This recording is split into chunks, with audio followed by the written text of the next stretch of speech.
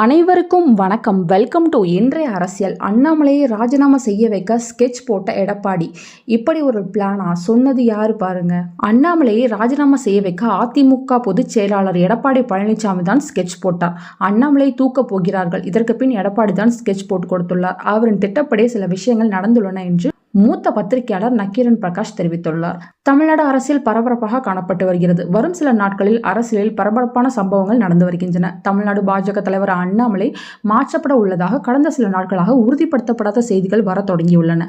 பல்வேறு அரசியல் நிபுணர்கள் இது தொடர்பாக இணையத்தில் தகவல்களை வெளியிட தொடங்கியுள்ளன. தலைவர் மாற்றம் உறுதியாகிவிட்டது என்று நம்மிடம் பேசிய பாஜக நிர்வாகிகள் தெரிவித்துள்ளனர். டெல்லியில் இது தொடர்பாக ஆலோசனை நடந்துள்ளது. ஆனால் நியமிக்கப்பட போவது தற்காலிக தலைவரா நிரந்தர தலைவரா என்பது தெரியாது என்றெல்லாம் செய்திகள் வர தொடங்கியுள்ளன. ஒரு மூத்த பெண் நிர்வாகியின் பெயர் தலைவர் பதவிக்கு அடிபட்டு கொண்டிருக்கிறது. அவர் மீது டெல்லி பாஜகவிற்கு நல்ல அபிப்பிராயம் உள்ளது. ஆனாலும் அண்ணாமலைக்கு ஆதரவான நிலைப்பாட்டில் உள்ளது.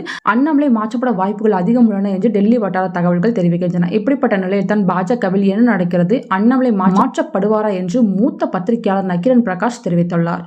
பாஜகவின் நிலைமை சரியில்லை. சமீபத்தில் கைதான பிருத்திவி உட்பட பலர் அண்ணாமலைக்கு நெருக்கம். இவர்கள் காரணமாக அண்ணாமலை மீது டெல்லி அப்செட்டில் உள்ளது. அதிமுக கூட்டணியை அண்ணாமலை உடைத்ததை பாஜக விரும்பவில்லை. பாஜக மேலிடம் இதை ரசிக்கவில்லை. கூட்டணிக்கு எதிராக அண்ணாமலை பேசி கூட்டணியை உடைத்ததை பாஜக விரும்பவில்லை. பாஜக தான் பெரிய கட்சி, தனியாக ஆட்சி அமைக்கும் என்று சொல்லலாம். அதற்காக அதிமுகவை எதிர்க்கலாமா?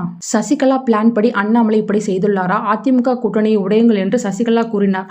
எடப்பாடியை பலவீனப்படுத்த வேண்டும் என்று சசிகலா கூறினார். இதை அண்ணாமலை ஏற்றுக்கொண்டார். சசிகலா கேட்டுக்கொண்டதற்காக அண்ணாமலை அதிமுக கூட்டணியை உடைத்து விட்டார்.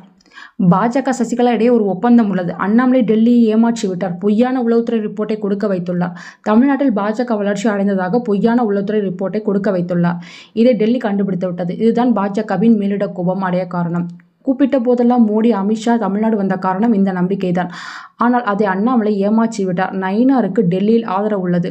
எடப்பாடி தான் ஸ்கெட்ச் போட்டு அண்ணாமலைக்கு எதிராக பிரஷர் போட்டுள்ளார். தேர்தல் வியூகத்தில் எடப்பாடி சிறப்பாக செயல்பட்டுள்ளார். அண்ணாமலை விட எடப்பாடி சிறப்பாக செயல்பட்டு உள்ளார் என்று மூத்த பத்திரிகையாளர் தெரிவித்துள்ளார். நன்றி.